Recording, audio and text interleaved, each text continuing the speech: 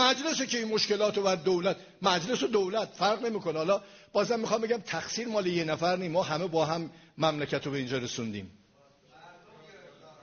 ما مقصریم، یعنی هم شما مقصرید، هم من، هم مجلس.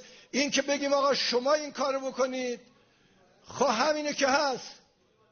مردم، شما شورا مشکل مردم رو حل کنید. من رئیس دانشگاه بودم، من الان مدرسه درست کردم. ببینید حرف زدید گوش دادم. وقتی نقد میکنی به اصطلاح بنده گوش دادم، منم نقد میکنم تو هم گوش بده. لزومی نداره قیافه بگیری. خیال میکنه اگه قیافه بگیری مثلا به قول ما ترکا میگیم آدین گویدون رشید برینده بری نشید. یکی گفتی یکم بشنو.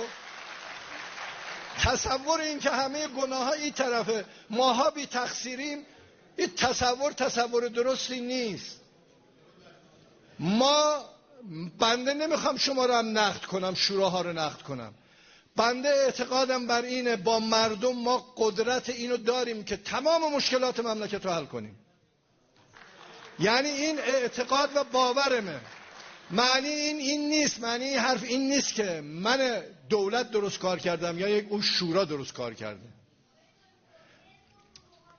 بابا ولم کن، بذار حرفمو بزنم، تو تایید نکن. عجب مملکتیه.